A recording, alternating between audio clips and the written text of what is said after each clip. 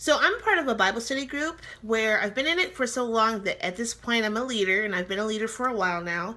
And so everybody has their own particular roles. And now we are starting to do things where there are new policies that have been updated.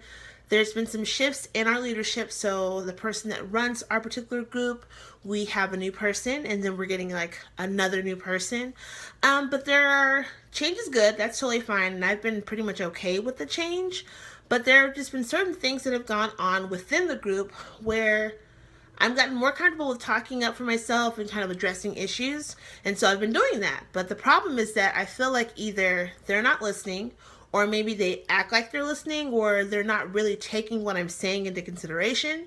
And then on top of that, I feel like I'm not really growing. Like, I feel like I'm in the same spot as I was, a year ago, the year before last. Like, on some level, I'm growing because I'm recognizing these things, but I'm not growing the way I would want to, especially with this being a Bible study group. I'm not growing in my relationship with Christ the way I would want to. And then just other things. Like, I just feel like I'm not progressing anywhere. And so that kind of was just thinking on that has got me thinking that would be a great topic to talk about with Wisdom Wednesday. And so today we're going to talk about 4 signs that you may need to leave.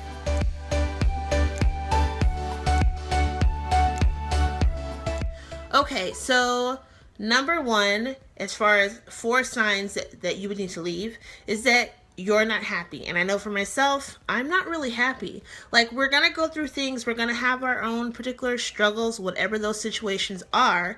But at the end of the day, you should be able to go to your job. You should be able to go to whatever it is that you do and have some joy in that amidst all the complications that go on. Okay, so we're going to be bouncing back and forth in between the NIV translation and the Message. But for this first one, we're going to be in the NIV, and we're going to look at Ecclesiastes chapter 3, verses 12 through 13. All right, so it's saying, I know that there's nothing better for men than to be happy and do good while they live, that everyone may eat and drink and find satisfaction in all his toil. This is the gift of God. So it's telling you right there, just having a happy life, that's a gift from God. And I just feel like at this point, with what I'm going through and just looking back at past situations that I've been in, that if you are constantly going to work or going wherever it is that you have to go, whether it's a volunteer thing or whatever, if you're going there and you're dreading going in there, then that's probably a sign you need to leave that area, because you should be able to be happy when you go there. Yes, you're going to have some issues that come up. That's typical wherever you are at. But if you're not going in happy, then it's time that you should just leave. All right, so sign number 2 that you should probably leave a certain situation is that there's too much drama and there's too much unnecessary conflict. This is not Real Housewives. You shouldn't be going to work. You shouldn't be going into a class. You shouldn't be going to your volunteer thing, whatever it is. There should not be all this complete mess that you just come into each and every time. Again, like I've been saying, you're going to have issues, and that's fine. That's part of life. But if there's things going on that's just unnecessary, like drama for no reason, then it's a time for you to leave. And so we're going to look at Ephesians 4, 31 through 32. It says, get rid of all bitterness, rage, and anger, brawling, and slander, along with every form of malice. Be kind and compassionate to one another, forgiving each other, just as Christ God forgave you. So it's telling you to get rid of some things. It's obviously telling you on the latter end of how you should be acting towards each other. So obviously that's what we should be having, is being compassionate towards each other, being kind to each other. But at the same time, all these particular things, you need to get rid of it. And if it's you that's doing it too, you definitely need to get rid of it. It's time for you to leave that situation. Sign number 3 that you should be leaving is that there's no dialogue. So let's say, for instance, you have taken the time to actually go address the issue. They're not listening to you, they're not addressing it, or maybe they are and they're just saying that they're going to take it into consideration, and they just don't do anything. If there's not really any dialogue going on, if there's not actually a situation where you're sitting down talking with them and they're talking with you, then that's a sign you need to leave. And so we're going to look at Matthew 18, 15 through 17. If your brother sins against you, go and show him his fault, just between the two of you. If he listens to you, you have won your brother over. But if he will not listen, take 1 or 2 others along, so that every matter may be established by the testimony of 2 or 3 witnesses. If he refuses to listen to them, tell it to the church. And if he refuses to listen even to the church, treat him as you would a pagan or a tax collector. So basically, the word is giving us steps of how to address it. Have that one-on-one talk. They don't listen? Okay, take a couple other people with you. Maybe having other people with you will help to urge that situation along or urge that discussion along. And maybe their being there would be a great influence. If that doesn't happen, if they're not listening to you, then take it to, not just to the church, take it to your supervisor, take it to your manager to tell them about what's going on. And if that person's still not listening to you, then it's time to just get rid of that person, get rid of that situation, and remove yourself from it.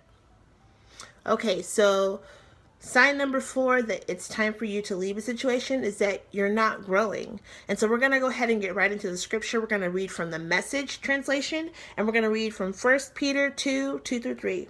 It says, "So clean house, make a clean sweep of malice and pretense, envy and hurtful talk. You've had a taste of God. Now, like infants at the breast, drink deep of God's pure kindness. Then you'll grow up mature and whole in God." And so it's already telling you, like, it's time to make a change. It's time to clean house. It's time to clean up what's going on in your life, what's going on around you.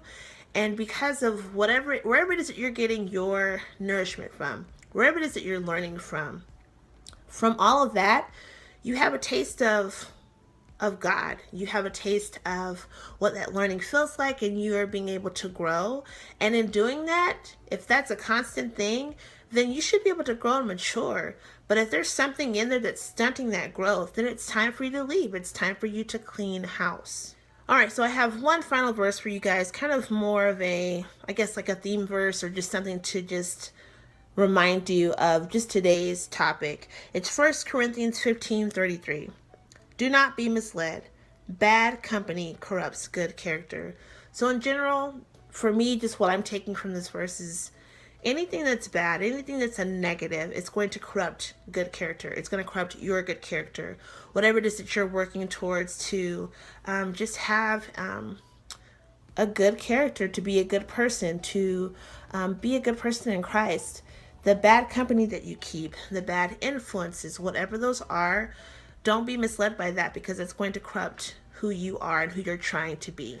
So my encouragement for you guys would be to just start looking into your lives right now and start evaluating some things. If you're already starting to feel like maybe one of these particular points is resonating with you, then maybe it's time to start looking at your life and looking at your situation, looking at who's around you and those particular influences, and seeing what needs to be removed from your life so that you're able to leave a situation to allow you to be happy, to allow you to not have so much drama in your life, to allow you to grow, and to be in a situation where you can have a conversation with someone to fix whatever conflicts there are. So I did something a little bit different. I wanted to make sure that you guys have something extra to reference. And so I've created just a little bit of a worksheet or a guide with extra verses, especially the verses that we covered today. And I'm going to attach that and put that in the description box below. So let me know what you guys think about that, if that's something that's going to be helpful for you in the future. And of course, if you enjoyed today's video, like it. And I would love it if you guys would comment below and let me know what was the situation that you guys had to leave. I'd love to hear what your take on that was and how you grew from that, or what prompted you to leave.